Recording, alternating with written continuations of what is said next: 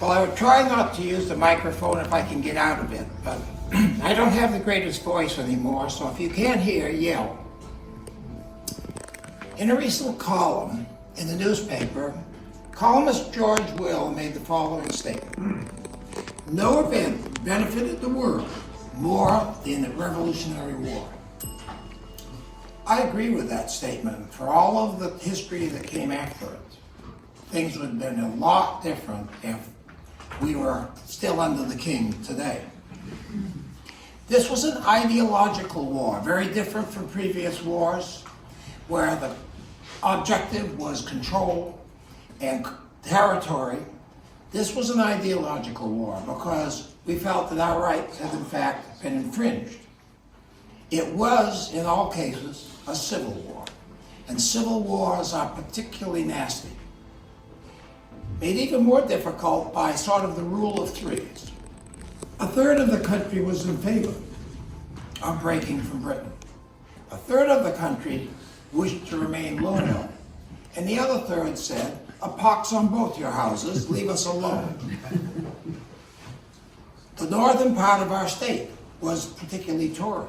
The towns were Tory, the militias were Tory. They weren't initially included in a lot of things, particularly as we started to establish the government. Now, New Hampshire leads, particularly in these early events, and we should recognize the important role that New Hampshire played in the beginning of the American Revolution. Over the period of the Revolution, as many as 250,000 men and some women served, and 80 to 90,000 served in the Continental Army. Now, New Hampshire, we don't know. The estimates are all over the place. The records were not good. There's a list that the state has, but that's only what was reported to the state. I know for a fact that some folks were not included on that. We think maybe 10 to 15,000, and 3,000 served as privateers. Many people don't realize that. We had a lot of privateers going out of Portsmouth. All altruistic, didn't expect any reward, but they were acting as privateers. Civilian support was critical throughout the war, throughout the entire 13 colonies. Never forget that the Army had to be fed, the Army had to be supplied, the Army had to be supported, we had spies, etc. All of that occurred in every single colony, in addition to New Hampshire.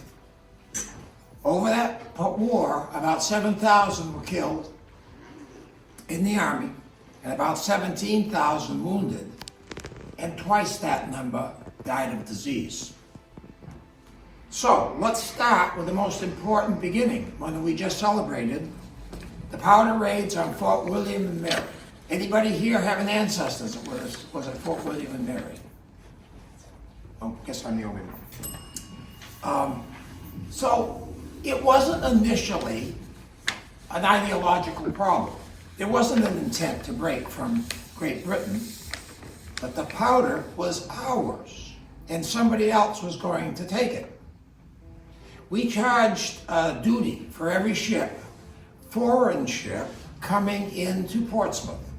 And with that duty, we bought the powder. And we were considering taking it from all these foreigners, like them nutmeggers from Connecticut, them New Jersey people, and forbid the Canadians.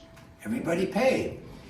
So when it became clear that General Gage was going to possibly seize this powder, that was the impetus for the first raid. That raid was successful. There were no real casualties on that raid. But then the general fervor, which is true of all mass movements, and remember there's no militia in Portsmouth, so this is the general public, the citizens, decided, well, maybe we ought to take some more material that might be useful to us. And they went back and took 16 cannons, which were broad arrow marked and were treason. Now, we believe as many as 1,000 people were involved at some point all along these 2 days. But we don't know more than 150 because there is no sign-up sheet for committing treason. and not everybody wanted to know. Nobody knew how it was going to come out. So this was the first overt act of treason. And hauling down the king's colors, that was a treasonable offense for everybody involved. And that was agreed to by the leadership in the Mass Bay Colony and Governor Wentworth, whom nobody listened to. One important feature is this was the first time military changed hands. The quick reaction force for the governor was the Exeter militia. Best equipped, best trained, best manned, changed sides. At that point, the governor lost control of the military in the colony, and the government subsequently fell. And this was made us the first colony in the entire country to achieve our independence. And that becomes important later. Now, Lexington and Concord occurred. After Lexington and Concord, the interim leadership out of Exeter gave permission, the direction for forming 3 regiments. One regiment was led by General Stark, whom we're most familiar with, the 1st New Hampshire Regiment. These regiments then prepared to support resistance to the British. Now, they didn't get down to Lexington and Concord in time to really do anything, but they did muster at Medford. And so they occupied Medford for a while, and then the decision is made to fortify the outskirts of Boston, specifically Bunker Hill. Now, Bunker Hill, there were 2 hills, Breed's Hill and Bunker Hill. They, not the New Hampshire troops, fortified the wrong hill. They fortified Breed's Hill. They also didn't extend the fortifications, which would have been fatal. The British, when they landed on the peninsula, were ready to send a regiment up the beach and turn the left flank, and that would have been a quick and easy massacre. Once General Stark and the New Hampshire troops arrived, and New Hampshire troops were the largest number of troops at Bunker Hill, General Stark, having extended military experience from the French and Indian War, extended the fortifications down to the beach. He set out aiming stakes to control fire because they knew they were short of powder. Nobody gives them credit for that. A lot of that work is assigned to other members of the defense force up in the redoubt. But New Hampshire troops still did that. Had better fire control, and fire control matters, particularly if you're short of ammunition. There's a historic mistake where people say, well, all of the powder from Fort William and Mary was trucked down to Bunker Hill. That is an error. There's no proof of that. We know that some obviously went down with the New Hampshire folks. But remember, all these colonies are essentially separate countries. They have their own culture, they have their own objective, they have their own interests, and you don't give your stuff away to the other guy. So, powder was limited, and they knew it. We had a little bit more powder, apparently, on the New Hampshire side. Now, they prevented the disaster, but they ran out of ammunition. They ran out of ammunition very suddenly. The British used tactics that they were used to using in Europe, line tactics. They thought it was going to be an easy pushover. It was not. They were defeated on 2 advances. The 3rd advance, they changed tactics. Hard to tell how successful we would have been had we had more ammunition. But they ran out of ammunition, and the British reported that the firing stopped suddenly. Just no ammunition. Now we get what the British want. The British want a direct confrontation by bayonet, because that was the British tactics. Try to disrupt the other side with fire, and then finish the job with a bayonet. New Hampshire troops moved back to support a withdrawal of the militia off of Breed's Hill. And they did a great job of it. And what's very interesting is a certain guy by the name of General Burgoyne is watching this from Boston. And he makes a public statement that there was no rout, which is what the British wanted. There was no rout of the colonists, the rebels, as they called them, but an orderly military withdrawal. And that is compliment to the treasonous rebels from a general in the British Army. That's very unusual. And this is the same guy who later is the first officer in British history to surrender an entire army, which was at Saratoga. Now the next area where we see New Hampshire troops well present is Trenton. Now, you've probably recently seen the TV series on the Revolution, which is in general very good. They make one little error though. They credit George Washington's troops who crossed north of Trenton by boat as being the first into Trenton. They were incorrect. General Stark, then Colonel Stark, led his troops across the ice south of Trenton, and so the first troops into Trenton, very important battle, primarily psychological for us, and so New Hampshire troops were first on the scene, another first for New Hampshire. Now the big one, Saratoga. We knew that Burgoyne was coming down from the north to attempt to split New England off from the rest of the colonies, and the army started to move north. Now remember, at this time, the 3 regiments that we had raised are now part of the brand new United States Army. They were included in the United States Army at its creation on the 17th of June, and actually it would be the 14th of June, and they didn't know they were members of the Army. The word hadn't reached them yet, but they're involved in the very first major, Bunker Hill being the very first major battle of the new Army. And they stayed in the Continental Army for the duration of the war.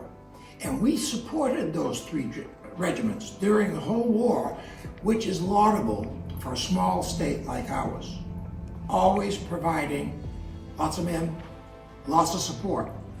We did this in the War of 1812, we did this in the Civil War, we did this in the First and Second World War. New Hampshire has always stood out to contribute. When the Army moved north, Colonel Stark resigned his commission from his regiment, and New Hampshire overnight raised a brand new regiment, hadn't trained together, hadn't fought together, and made General Stark a general, brigadier general. And he took Seth Warner, who was in command of the 2nd Regiment, which had been made up of Green Mountain Boys. Seth Warner would be the guy to go to Bennington because they knew that Burgoyne was going to try to seize supplies that were supposed to be at Bennington. That army mustered at Charlestown, and walked to Bennington, which any of you who've ever been to Bennington, you know it's uphill both ways. And there were no roads. They got to Bennington and had a successful battle. This battle is very, very important in world history. What this battle does, it reduces Burgoyne's force by close to 10%. But also all the Indians decide he ain't gonna win, and they leave. That means the Indians were his reconnaissance force, as well as combatants. Now he's blind and short of people. We captured a lot of prisoners, but then we moved the New Hampshire people, the new regiment, moved up to a blocking position to prevent Burgoyne from going around the Continental Army. At the same time, New Hampshire troops are with the Continental Army at the Battle of Freeman's Farm. That's the decisive part of the Saratoga campaign. These are New Hampshire troops that are members of just the Continental Army. They're not now on the just New Hampshire force, which is that regiment, because one of General Stark's requirements was he reported only to New Hampshire, not to the Continental officers. Burgoyne surrenders. Now, why is that important? You can make a case that that surrender is one of the 12 most important battles in history. It's that surrender that convinced the French that we might have a chance. And at that point, the French came in on our side. And over the period of the next several months, sent us 100,000 French Charleville muskets, all of which came through Portsmouth. If the French had not supported us, the Spanish would not have supported us either. The Spanish did support us later, but the Spanish had had their butts kicked by the English, and they didn't want to get initially direct conflict with them, but they supplied us with a lot of material, a lot of money. Then they started fires all over the place, and that meant the British could not concentrate forces in North America. So this all paved the way for the eventual victory. 8 years, nobody expected this to last for 8 years. But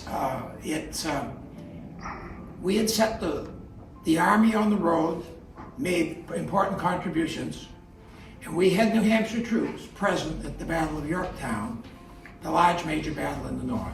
We did not have any troops that went out into the true southern theater. It was all in New England and north. So this was a big feat for a small state. It showed the independence of the people in New Hampshire, who have always stepped up to support freedom. So we need to always think fondly of their sacrifices. As an aside, I participated in the ceremony commemorating the sieges of Fort William and Mary. Froze my rear end off. It was cold. It was about the same weather that my ancestor, one of the takers of the powder, had to operate in the day in 1774. These were tough folks that lived through Valley Forge, tough folks that lived through losing battle after battle in an attempt to just wear down the British. We owe a lot to these people, and we need to remember our first veterans. Thank you.